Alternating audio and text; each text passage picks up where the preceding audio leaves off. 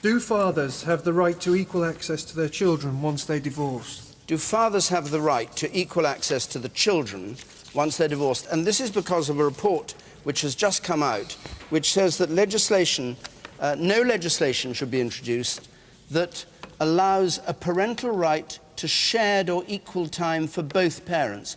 It was a question about the role of the fathers when families split up. And the report said that there should be no legislation creating a risk of a perception there's a parental right. Benjamin Zephaniah. I'm not quite sure if I understand this. So the father does not have the right... Statutory right, equal with the mother. We can't keep telling fathers to have equal responsibility and not give them equal rights. OK. Theresa May. Is this going to be adopted by the government, this idea? I can't say whether it's only come out today. I can't say whether we will adopt that particular part of the proposals. This is a report by David Norgrove. It was commissioned by the last government. It's been reporting by to you, us. Was it? This is an issue that has caused concern for members of Parliament across the House, in all parties, for some considerable time. In fact, there are some issues in there that I know we will be wanting to take on, which are things like speeding up the care process. But one of the things that I've been concerned about for some time, and when I spoke for the party on family policy when we were in opposition, I very much thought that there should be actually a legal presumption of shared parenting.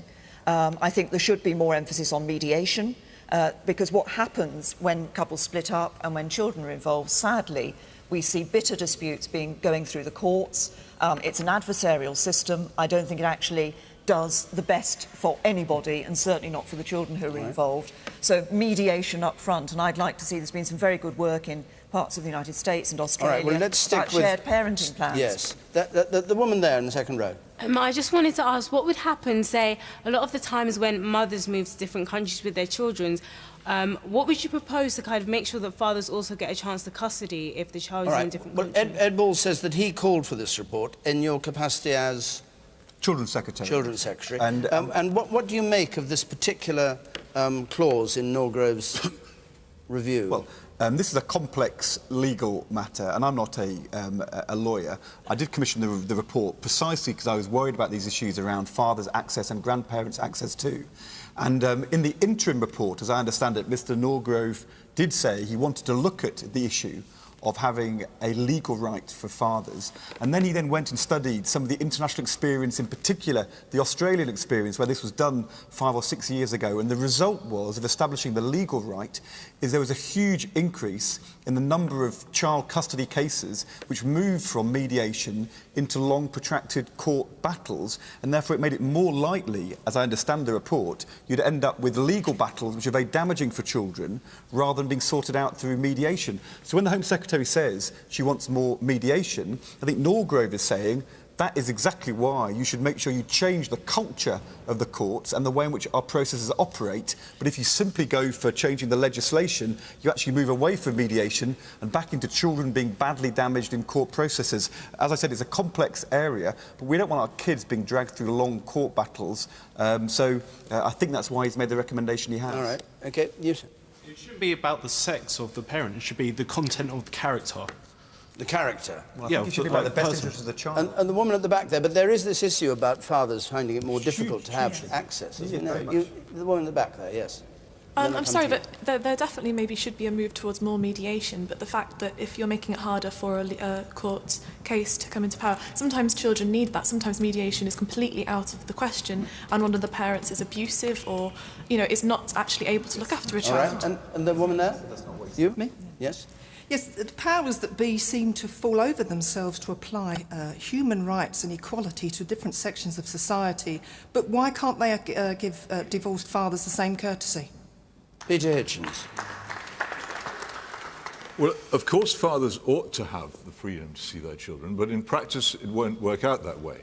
There's a huge mass of case law since the 1969 divorce law reform, which makes it harder and harder for fathers both to have custody of the children and indeed to have any say in the disposition of the property of the broken marriage.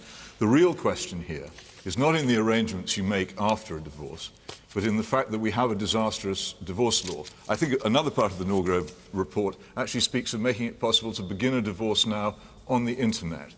Divorce in this country is far too easy. It's easier to break up a marriage in this country than it is to get out of a car leasing agreement. And this was an arrangement we made in the 1960s when we thought it would be a tremendous liberation for adults trapped in unhappy marriages. Well, it may well have been such a thing, but the problem is the people who paid the price of that were the now millions of children who've been the victims of their parents divorcing. And it doesn't matter what sort of arrangements you make for custody or child support or anything else.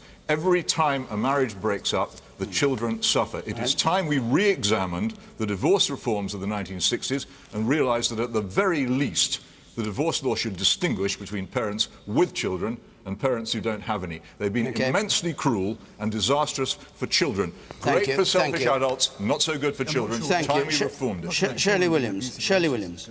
Well, I briefly, if you would. No, very briefly. I mean, I think it's absolutely right for the report to say that the primary issue should be the welfare of the child. I think that we are selfish in many ways in seeing children as secondary to the interests of adults.